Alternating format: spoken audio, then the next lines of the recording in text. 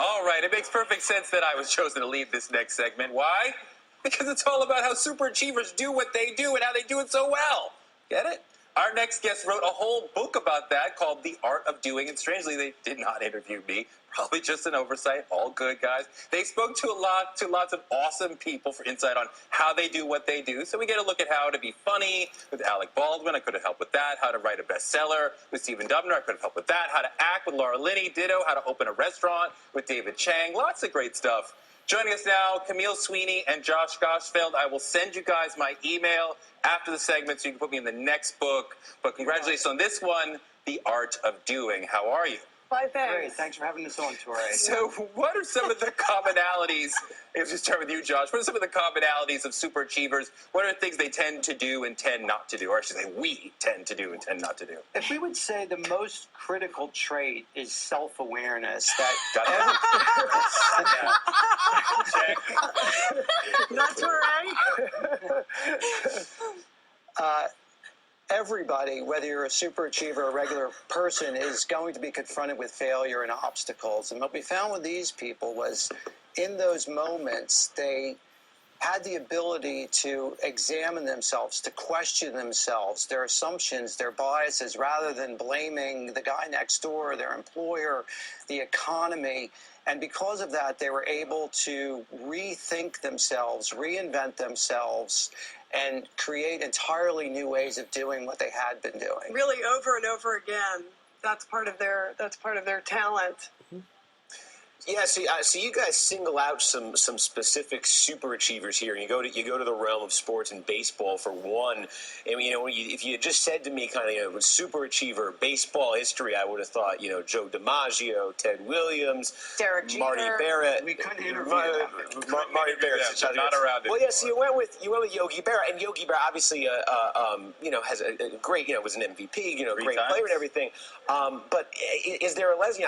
I don't know that people would automatically elevate, Yogi Berra quite to that stratosphere of a Joe DiMaggio or a Ted Williams. Is there a lesson in the story of Yogi Berra about how to maybe overcome obstacles to become a superachiever, less natural talent, maybe something like that? Well, everyone that we chose, they not only excelled in their field, but they actually elevated it to an art form. And Yogi definitely elevated being a catcher for the Yankees to an art form. Yogi was originally an outfielder and was told by the Yankees that if he did not become a catcher, he wasn't going to make it on the team. And he was not a great catcher. And he took it upon himself and found a mentor in Bill Dickey and became one of the greatest catchers, if not the greatest catcher of all times. And by the way, guys, just to clarify, Ted Williams is still alive at a cryogenic. Stop it. Yes. You could have gone and tried to talk to him. Okay.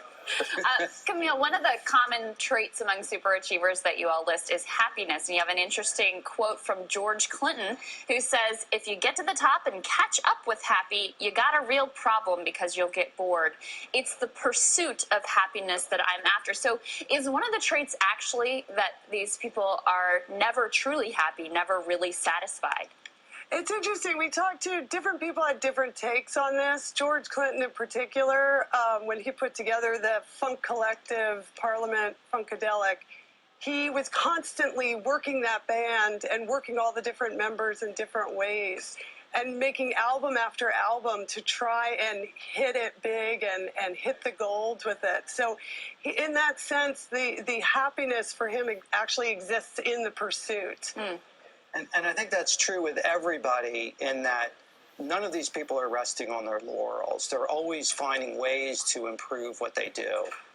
Well, I couldn't help but think of some other overachievers as I was going through this list, and not including Toure. And thinking about me. Lance Armstrong came up, and the idea that there are some people out there who want to win at all costs. And I'm wondering if you identified any bad traits in overachievers that lead them to maybe have some kind of, sociopathy that allows them to get ahead, but at a cost. Yeah, go ahead. I don't really think, in our case, we researched everybody very carefully, and we were really we chose people that we felt did so well, and also did not get there through backbiting, walking over people to succeed. We didn't interview any jerks. That's good to hear. So that could be for the next book, maybe. Exactly. The way that jerks right. succeed. Superachiever, the jerk. Right. There's a lot of interesting stories in the books. I love the David Chang story. It's all about that self-awareness. Your restaurant is not succeeding because you're not cooking the right stuff. Right. Next time, I'm going to cook the right stuff. And I'm going to cook from my heart like it's my last meal. And that's going to make a successful restaurant. Camille, Josh, thank you so much for joining us. Thanks, Thank you very guys. much. We appreciate it. And maybe we will get you next time, Toure. Oh, you will get me next time. We'll see what your colleagues have to say. Excellent. All right, speaking of self-awareness, next.